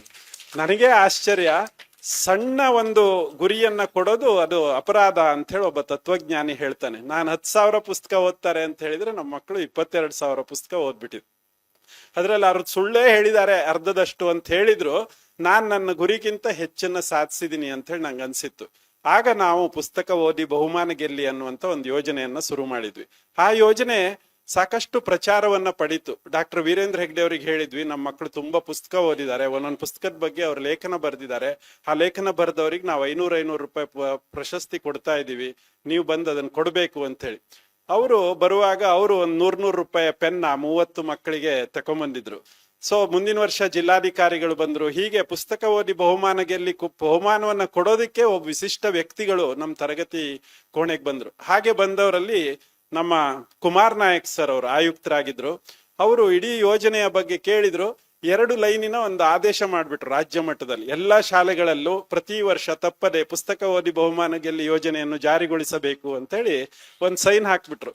ನಾನ್ ಹೇಳಿದೆ, ಸರ್ ಏನು ಇದರಲ್ಲಿ ವಿಶೇಷ ಇಲ್ಲ, ನೀವು ಈ ತರ ಒಂದ್ ಸಾಲ್ ಬರೆದ್ ಬಿಟ್ರೆ ಅವ್ರಿಗೆ ಏನಂತ ಅರ್ಥ ಆಗುತ್ತೆ ಅಂತ ಹೇಳಿ, ಅದೆಲ್ಲ ನಿನ್ ಕೆಲ್ಸ ಅಂತ ಹೇಳಿದ್ರು. ನಾನ್ ಮತ್ತೆ ರಾಮದಾಸ್ ಕಾಮತ್ರಿಗೆ ಹೇಳಿ ಪುಸ್ತಕ ಓದಿ ಬಹುಮಾನ ಗೆಲ್ಲಿ ಅಂದ್ರೆ ಏನು ಅಂತೇಳಿ ಒಂದ್ ಸಣ್ಣ ಪುಸ್ತಕವನ್ನ ಪಬ್ಲಿಷ್ ಮಾಡಿದ್ವಿ. ಆ ಪುಸ್ತಕದ 1,000 ಪ್ರತಿಗಳನ್ನ ಬೇರೆ ಬೇರೆ ಶಾಲೆಗಳಿಗೆ, ಬೇರೆ ಬೇರೆ ಜಿಲ್ಲೆಗಳಿಗೂ ಕೂಡ ಕಳಿಸ್ಕೊಡೋದಕ್ಕೆ ಸಾಧ್ಯವಾಯ್ತು. ಹೀಗೆ ಮಕ್ಕಳ ಜೊತೆಗೆ ಕೆಲಸ ಮಾಡ್ತಾ ಒಬ್ಬ ಶಿಕ್ಷಕನಾಗಿ ದುಡಿಯೋದಕ್ಕೆ ನಮ್ಗೆ ಸಾರ್ವಜನಿಕರ ಸಹಕಾರ, ಖಾಸಗಿ ಸಹಭಾಗಿತ್ವ ಇದು ನಿರಂತರವಾಗಿ ದೊರೆತಿರೋದು ನನ್ನ ಪುಣ್ಯ ಅಂತ ಭಾವಿಸ್ತೇನೆ. ಬ್ರಹ್ಮಾವರದಲ್ಲಿ ನಾನು ಆರಂಭದ ದಿನಗಳಲ್ಲಿ ಸ್ಕೂಲ್ ಡೇ ಆಗದೆ ಕೆಲವು 8 ವರ್ಷ ಆಗಿತ್ತು ಆ ಶಾಲೆನಲ್ಲಿ. ಸ್ಕೂಲ್ ಡೇ ಮಾಡಬೇಕು ಅಂತ ಹೆಚ್ಚು ಕಡಿಮೆ ಅಂಗಡಿಗೆ ಹೋಗ್ತಾ ಇದ್ವಿ. ನನ್ಗೆ ಆವಾಗ ಬಾರ್ಗಳಿಂದ ದುಡ್ಡು ಒಟ್ಟು ಮಾಡ್ಬೇಕು ಅಂತ ಒಂದ್ ಯಾಕೋ ಕೆಟ್ಟ ಇದಿತ್ತು. ಅವರೆಲ್ಲ ತುಂಬಾ ಕೆಟ್ಟ ಕೆಲಸ ಮಾಡೋರು, ಒಂದ್ ಒಳ್ಳೇದಕ್ಕೆ ಅವ್ರು ದುಡ್ಡು ಕೊಡ್ಬೇಕು ಅಂತ. ಒಂದ್ ಬಾರ್ನಲ್ಲಿ 50 ರೂಪಾಯಿ ನಂಗೆ ಕೊಟ್ಟಿದ್ರು 15 ನಿಮಿಷ ನಿಲ್ಲಿಸ್ಕೊಂಡು ಸ್ಕೂಲ್ ಡೇಗೆ. ಸ್ಕೂಲ್ ಡೇ ಮೊದಲನೇ ಸ್ಕೂಲ್ ಡೇ ಮುಗಿದಾಗ 5,600 ರೂಪಾಯಿ ಒಟ್ಟು ಖರ್ಚಾವಾಗ ಯಾರೆಲ್ಲ 50 ರೂಪಾಯಿ ಮೇಲ್ ಕೊಟ್ಟಿದಾರೋ ಅವರಿಗೆಲ್ಲ ಒಂದು ಕಾರ್ಡ್ 15 ಪೈಸದ್ದು ಬರೆದು ಹಾಕಿದ್ದೆ ನಾನು. ಸೊ ಮುಂದಿನ ಸಲ ನಾನು ದೊಡ್ಡ ಒಂದು ಯೋಜನೆಯನ್ನ ಬ್ರಹ್ಮಾವರದಲ್ಲಿ ಪ್ರಾರಂಭ ಮಾಡುವಾಗ ನಮ್ಮ ರೋಟರಿ ಕ್ಲಬ್ ನಿಂದ ಗ್ರೌಂಡ್ ಅನ್ನ ನೆಲಸಮ ಮಾಡ್ಬೇಕು, ಮತ್ ಚಂದ ಮಾಡ್ಬೇಕು, ಮತ್ತೆ ಅಲ್ಲಿ ಒಂದು ಸ್ಟೇಡಿಯಂ ತರ ಕಟ್ಟಬೇಕು ಅಂತ ಹೇಳಿ ಒಂದು ಪ್ಲಾನ್ ಆಕ್ಷನ್ ಆದಾಗ 3 ಲಕ್ಷ ರೂಪಾಯಿ ದುಡ್ಡು ಕೊಡ್ತೀವಿ, ಆದ್ರೆ ನೀವು ಅದ್ರಲ್ಲಿ ಮೊದಲು 1 ಲಕ್ಷ ರೂಪಾಯಿ ನೀವು ಒಟ್ಟು ಮಾಡಿ ಕೊಡ್ಬೇಕು ಅಂತ. ಅದೇ ಬಾರ್ನವರು ನಮ್ಗೆ 5,000 ರೂಪಾಯಿ ಕೊಡುವಾಗ ಸಣ್ಣ ಕೊಡುಗೆ ಕೊಡ್ತಾ ಇದ್ದೀನಿ ಅಂತ ಹೇಳಿ ಕೊಟ್ಟಿದ್ದನ್ನ ನಾನು ಇವತ್ತು ನೆನಪು ಮಾಡ್ಕೊಳ್ತೀನಿ. ಅಂದ್ರೆ ನಾವು ಅವರಿಗೆ ಪಾರದರ್ಶಕವಾಗಿ ಲೆಕ್ಕಾಚಾರಗಳನ್ನು ಒಪ್ಪಿಸಿದಾಗ ಜನ ಆ ಬಗೆಯಲ್ಲಿ ನಮ್ಗೆ ಸ್ಪಂದಿಸ್ತಾರೆ. ತುಂಬಾ ಸಣ್ಣ ಸಣ್ಣ ಅಂತ ನಾವು ಹೇಳ್ಬೋದಾದಂತ ವ್ಯಕ್ತಿಗಳು ಮಾರ್ಕೆಟ್ನಲ್ಲಿ ಯಾವ್ದು ವಾರದ ಸಂತೆನಲ್ಲಿ ಮೆಣಸಿನಕಾಯಿ ಮಾರ್ತಾ ಇರುವಂತ ಒಬ್ರು ನಾಯಕ್ ಮಾಮು ನಮ್ಮ ಶಾಲೆನಲ್ಲಿ ಮೊದಲು ಅಕ್ಷರದಾಸೋಹ ಶುರು ಆಗೋಕ್ಕಿಂತ ಗಂಜಿ ಊಟ ಶುರು ಮಾಡಿದಾಗ ತಾನು ಮೆಣಸಿನಕಾಯಿಗಳನ್ನ ಆಯ್ಕೆ ಮಾಡಿ ಅದರಲ್ಲಿ ಅರ್ದು ಬಿಟ್ಟು ಒಂದು ಉಪ್ಪಿನಕಾಯಿ ಮಾಡಿ ನಮ್ಮ ಶಾಲೆಗೆ ಒಂದೊಂದು ತಿಂಗಳಿಗೆ ಆಗುವಷ್ಟು ಉಪ್ಪಿನಕಾಯಿಯನ್ನ ತಂದು ಕೊಡ್ತಾ ಇದ್ರು. ಇವತ್ತಿಗೂ ನಾನು ಬ್ರಹ್ಮಾವರಕ್ಕೆ ಹೋದ್ರೆ ಎಲ್ಲರೂ ನನ್ನನ್ನ ಆ ರೀತಿ ಗುರುತಿಸ್ತಾರೆ. ಆ ಶಾಲೆನಲ್ಲಿ ಶೈಕ್ಷಣಿಕವಾಗಿ ಮತ್ತು ಸ್ಪೋರ್ಟ್ಸ್ ನಲ್ಲೂ ಕೂಡ ನಮ್ಮ ಮಕ್ಕಳ ಸಾಧನೆ ಹೆಚ್ಚಾಗ್ತಾ ಇದ್ದ ಹಾಗೆ ಶಾಲೆಗೆ ಸೇರುವ ಮಕ್ಕಳ ಸಂಖ್ಯೆ ಜಾಸ್ತಿ ಆಯ್ತು. ಕಳೆದ ವರ್ಷ 900 ಮಿಕ್ಕಿ ಸುಮಾರು 1,000 ಮಕ್ಕಳ ಹತ್ತತ್ರದವರೆಗೆ ಆ ಶಾಲೆನಲ್ಲಿ ಒಂದು ಕೆಲಸ ಅಂದ್ರೆ ಮಕ್ಕಳ ದಾಖಲೆ ಅದು ಇಡೀ ಜಿಲ್ಲೆನಲ್ಲೇ ಅತ್ಯಂತ ಹೆಚ್ಚು ಪಾಪ್ಯುಲಸ್ ಆದಂತ ಶಾಲೆಯಾಗಿ ಗುರುತಿಸಲ್ಪಟ್ಟಿತ್ತು. ಹೀಗೆ ಒಂದು ತಂಡವಾಗಿ ನಾವು ಕೆಲಸ ಮಾಡ್ಬೇಕಾಗತ್ತೆ. ಇಡೀ ಶಿಕ್ಷಣದಲ್ಲಿ ನಾನೊಬ್ಬ ಮಾಡ್ತೀನಿ ಅಂತ ಯಾರಾದ್ರೂ ಹೇಳಿದ್ರೆ ಅವನಷ್ಟು ಮೂರ್ಖ ಇನ್ನೊಬ್ಬ ಇರ್ಲಿಕ್ಕಿಲ್ಲ. ಯಾಕಂದ್ರೆ ಇಡೀ ತಂಡ ಒಂದು ರಿದಮ್ ಅಲ್ಲಿ ಅದು ಹೋಗ್ತಾ ಇದ್ದಾಗ ಶಾಲೆಯ ಕುರಿತು ಒಳ್ಳೆಯ ಭಾವನೆಗಳು ಬೆಳೆಯೋದಕ್ಕೆ ಸಾಧ್ಯವಾಗುತ್ತೆ. ಇದಾದ ಬಳಿಕ ನನ್ಗೆ ಬೇರೆ ಬೇರೆ ಕಾರಣಗಳಿಂದ ಮಂಗಳೂರಿಗೆ ಟ್ರಾನ್ಸ್ಫರ್ ಆಯ್ತು. ಆವಾಗ ರೇಜು ಸರ್ ಹತ್ರ ನಾನು ಹೇಳಿದೆ, ನೋಡಿ ನಾವು ಇಷ್ಟೆಲ್ಲ ಒಳ್ಳೆ ಕೆಲಸ ಮಾಡ್ತೀವಿ, ಆದ್ರೂ ಸಣ್ಣ ಪೊಲಿಟಿಕಲ್ ಕಾರಣಕ್ಕಾಗಿ ಟ್ರಾನ್ಸ್ಫರ್ ಮಾಡ್ಬಿಡ್ತಾರೆ ಅಂತೇಳಿ. ರೇಜು ಸರ್ ನಮ್ DC ಆಗಿದ್ರು. ಅವ್ರು ನನ್ನನ್ನು ಗಮನಿಸಿದ್ರು ಅನ್ಸುತ್ತೆ. ನನ್ನ ಹತ್ರ ಆವಾಗ 1,500 ರೂಪಾಯಿದು ಒಂದು ಸಣ್ಣ ನೋಕಿಯಾ ಕೀಪ್ಯಾಡ್ ಮೊಬೈಲ್ ಇತ್ತು. ಅವ್ರು ಹೇಳಿದ್ರು, ನೀನು B.Ed ಕಾಲೇಜಿಗೆ ಟ್ರಾನ್ಸ್ಫರ್ ಆಗಿದೆ, ಅಲ್ಲಿ ಸ್ಮಾರ್ಟ್ ಲೇಡೀಸ್ ಇರ್ತಾರೆ, ಅವರು ನಿನ್ಗೆ ಮೊಬೈಲ್ ಅಲ್ಲಿ ವಾಟ್ಸ್ಆಪ್ ಅನ್ನ ಹೇಗೆ ಇನ್ಸ್ಟಾಲ್ ಮಾಡೋದು ಅಂತ ಹೇಳ್ಕೊಡ್ತಾರೆ, ಹೋಗು ಅಂತ ಹೇಳಿದ್ರು. ನಾನು ಅವ್ರು ಹೇಳಿದಾರಲ್ಲ ಅಂತೇಳಿ ಆಗ್ತಾನೆ ಎಲೆಕ್ಷನ್ ಇನ್ ದುಡ್ಡು ಬಂದಿತ್ತು 10,000 ರೂಪಾಯಿ ನನ್ಗೆ. ಅದ್ರಲ್ಲಿ ಒಂದು ಸ್ಮಾರ್ಟ್ ಫೋನ್ ತಕೊಂಡ್ಬಿಟ್ಟು ನಾನು B.Ed ಕಾಲೇಜಿಗೆ ಹೋದೆ. ಅಲ್ಲಿ ನನ್ನ BSc ಮಾಡಿ B.Ed ಬಂದಂತ ಹುಡುಗಿಯರಲ್ಲೇ ಒಬ್ರಿಗೆ ಕೇಳಿದೆ, ನಂಗೊಂದು ವಾಟ್ಸ್ಆಪ್ ಅನ್ನ ಇನ್ಸ್ಟಾಲ್ ಮಾಡಿ ಕೊಡ್ತೀರಾ ಅಂತೇಳಿ. ಅವಳು ಬಹಳ ಖುಷಿಯಿಂದ ಒಂದು 10 ನಿಮಿಷದಲ್ಲಿ ವಾಟ್ಸ್ಆಪ್ ನಲ್ಲಿ ಒಂದು ಇನ್ಸ್ಟಾಲ್ ಮಾಡಿ ನನ್ಗೆ ಆ ಮೊಬೈಲ್ ಅಲ್ಲಿ ಕೊಟ್ರು. ಮೊದಲನೇ ವಾಟ್ಸ್ಆಪ್ ಮೆಸೇಜ್ ಕಳಿಸುವಾಗ ನನ್ಗೆ ರೇಜು ಸರ್ ನೆನಪಾದ್ರು. ನೋಡಿ, ನೀನ್ ಅಲ್ಲಿ ಹೋಗು, ನಿನ್ಗೆ ಡಿಜಿಟಲ್ ಆಗಿ ನಿನ್ನನ್ನ ಇಂಪ್ರೂವ್ ಮಾಡೋದಕ್ಕೆ ಆ ಮಕ್ಕಳು ಸಹಾಯ ಮಾಡ್ತಾರೆ ಅಂತ. B.Ed ನಲ್ಲಿ 3 ವರ್ಷ ಅವ್ರ ಜೊತೆ ಪಾಠ ಮಾಡಿದೆ. ಆ ಮಕ್ಕಳುಗಳೆಲ್ಲ ಇವತ್ತು ದೊಡ್ಡ ದೊಡ್ಡ ಶಿಕ್ಷಕರಾಗಿ ಗುರುತಿಸ್ಕೊಂಡಿದ್ದಾರೆ. ಅವರಲ್ಲೂ ಒಂದು ತಂಡ ಸ್ಫೂರ್ತಿ ಇದೆ. ಅವರು ಸಮಾಜಕ್ಕೆ ನಿಜವಾದ ಒಂದು ಒಳ್ಳೆಯ ಒಂದು ಕೆಲಸವನ್ನು ಮಾಡಿ ಕೊಡ್ತಾರೆ ಅಂತ ಹೇಳಿ ನಾನು ಭಾವಿಸ್ತೇನೆ. ಅವರಿಗೆ ನಾನು ಇವತ್ತು ಅವ್ರ ಜೊತೆ ಆ ಬಗೆಯ ಸಂಬಂಧವನ್ನ ಬೆಳೆಸ್ಕೊಳ್ಳೋದಕ್ಕೆ ಸಾಧ್ಯವಾಯ್ತು.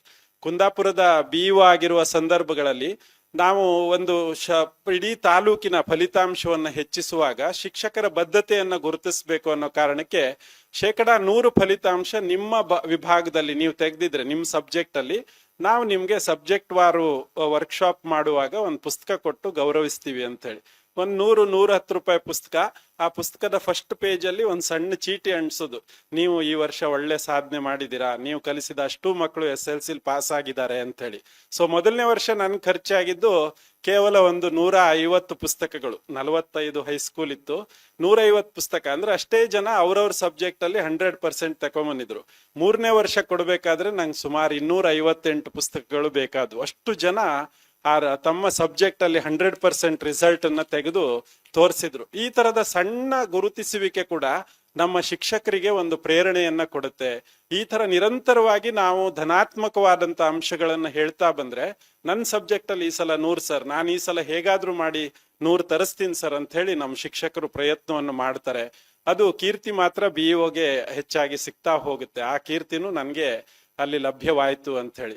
ಸೊ ಇಡೀ ಜೀವನವನ್ನ ಮತ್ತೊಮ್ಮೆ ತಿರುಗಿ ನೋಡಿದಾಗ ನನ್ಗೆ ಈ ವಿಸ್ಮಯ ಅಂತ ನಾನು ಮೊದಲನೇ ನೀನ್ ಹೇಳಿದೆ, ನನ್ನನ್ನು ಅವ್ರು ಆಯ್ಕೆ ಮಾಡಿದ್ದಾರೆ ಅಂತ ಹೇಳಿದಾಗ ನನಗೆ ಮುಂದೆ ಅಂದ್ರೆ ಈಗ ಇನ್ನೊಂದೇ ವರ್ಷದಲ್ಲಿ ನಾನು ರಿಟೈರ್ಡ್ ಆಗ್ತಾ ಇದ್ದೀನಿ.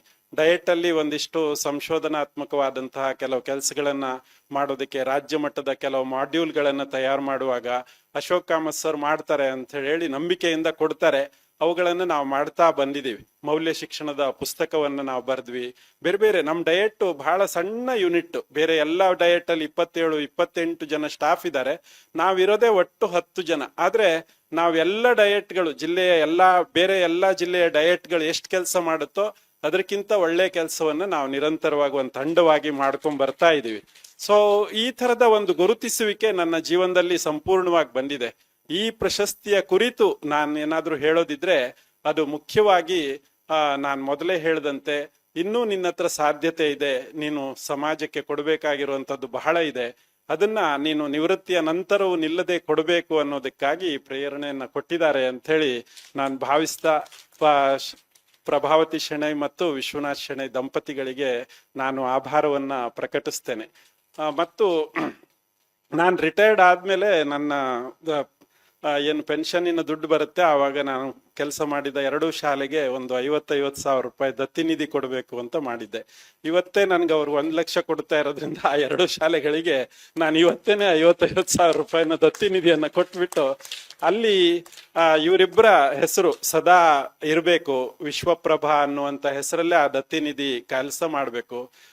ನಮ್ಮ ಮಕ್ಕಳು ಇತ್ತೀಚೆಗೆ ಯಕ್ಷಗಾನ ಕಲಾರಂಗದ ಪ್ರಯೋಗಗಳಿಂದ ಯಕ್ಷಗಾನದಲ್ಲಿ ಅತ್ಯುತ್ತಮ ಸಾಧನೆ ಮಾಡಿದವರು ಅಥವಾ ರಂಗ ಪ್ರಯೋಗಗಳಲ್ಲಿ ಅತ್ಯುತ್ತಮ ಸಾಧನೆ ಮಾಡಿದ ವ್ಯಕ್ತಿಗಳಿಗೆ, ಆ ವಿದ್ಯಾರ್ಥಿಗಳಿಗೆ, ಒಬ್ಬ ವಿದ್ಯಾರ್ಥಿನಿಗೆ ಪ್ರತಿ ವರ್ಷದ ಸ್ಕೂಲ್ ಡೇ ಟೈಮಲ್ಲಿ ಅವ್ರು ಅದನ್ನ ಬಹುಮಾನವಾಗಿ ಕೊಡಬೇಕು ಅಂತೇಳಿ ಬ್ರಹ್ಮಾವರ ಮತ್ತು ಒಳಕಾಡು ಶಾಲೆಗಳಿಗೆ ನಾನು ವಿಶೇಷವಾಗಿ ಈ ಒಂದು ನಿಧಿಯನ್ನ ನೀಡಬೇಕು ಅಂತ ಹೇಳಿ ಅವ್ರ ಹತ್ರ ಒಂದು ಮನವಿಯನ್ನು ಮಾಡ್ಕೊಂಡಿದ್ದೆ. ನಮ್ಗೆಲ್ರಿಗೂ ಈಗ ರಿಟೈರ್ಡ್ ಆಗ್ತಾ ಬರುವಾಗ ಮುರಳಿ ಕಡೆಕಾರ್ ಒಂದ್ ರೀತಿಲಿ ನಮ್ಗೆ ಪ್ರೇರಣೆ ಆಗ್ತಾರೆ. ಆ ದಿವಸ ಈ ಟಿವಿಯ ವರ್ಷದ ವ್ಯಕ್ತಿಯಾಗಿ ಅವ್ರನ್ನ ಗುರುತಿಸಿದಾಗ, ಅವ್ರು ರಿಟೈರ್ಡ್ ಆದ ದಿನ ಒಂದ್ ಮಗುವಿಗೆ, ಅವರ ಶಾಲೆಯ ಒಂದ್ ಮಗುವಿಗೆ ಯಾವ್ದಕ್ ಮನೆ ತುಂಬಾ ಜೋಪಡಿ ತರ ಇತ್ತು, ಅದು ಮನೆಯ ನಿರ್ಮಾಣಕ್ಕೆ ಅವರು ಕೆಲಸವನ್ನ ಮಾಡಿದ್ರು. ನಿವೃತ್ತಿಯ ಬಳಿಕ ಪಾದರಸದಂತೆ ಇಡೀ ಉಡುಪಿನಲ್ಲಿ ಸಾಂಸ್ಕೃತಿಕ ಶೈಕ್ಷಣಿಕ ಚಟುವಟಿಕೆಗಳಿಗೆ ಪ್ರೇರಣೆಯನ್ನ ಕೊಡ್ತಾ ಇದ್ದಾರೆ. ಖಂಡಿತವಾಗಿ ಅವರ ಸಾಲಿನಲ್ಲಿ ನಾವು ಕೂಡ ದುಡಿತೀವಿ. ಮುಂದೆ ನಾನು ಕೂಡ ನಿವೃತ್ತಿಯ ಬಳಿಕನು ಈ ಕೆಲಸಗಳಲ್ಲಿ ಇನ್ನಷ್ಟು ತನ್ಮಯತೆಯಿಂದ ತೊಡ್ಕೊಳ್ತೀನಿ, ಈ ಪ್ರಶಸ್ತಿಗೆ ನಾನು ಅರ್ಹ ಅನ್ನೋದನ್ನ ಮತ್ತೆ ಪ್ರೂವ್ ಮಾಡ್ತೀನಿ ಅಂತ ಹೇಳ್ತಾ ಮತ್ತೊಮ್ಮೆ ನಿಮ್ಮೆಲ್ಲರಿಗೂ ನಿಮ್ಮ ಪ್ರೀತಿ ವಿಶ್ವಾಸಗಳಿಗೆ ನಾನು ಆಭಾರಿಯಾಗಿದ್ದೇನೆ. ತುಂಬಾ ಜನ ಶಿಕ್ಷಕರು ಹೇಳಿದ್ರು, ನಮ್ಗೆ ಪ್ರಶಸ್ತಿ ಸಿಕ್ಕಷ್ಟು ಖುಷಿ ಆಯ್ತು ಸರ್ ಅಂತೇಳಿ. ಆ ಬಗೆಯ ಪ್ರೀತಿ ನನ್ಗೆ ಈ ಉಡುಪಿ ಕೊಟ್ಟಿದೆ. ಆ ಪ್ರೀತಿಯನ್ನ ವಾಪಸ್ ಕೊಡೋದಕ್ಕೆ ನನ್ನ ಹತ್ರ ಈ ಮಾತುಗಳ ಹೊರತು ಇನ್ನೇನು ಇಲ್ಲ ಅಂತ ಹೇಳ್ತಾ ಮತ್ತೊಮ್ಮೆ ಪ್ರತಿಯೊಬ್ಬರಿಗೂ ಮನದಾಳದ ವಂದನೆಗಳನ್ನು ಸಲ್ಲಿಸಿ ನನ್ನ ಮಾತನ್ನು ಮುಗಿಸ್ತೇನೆ.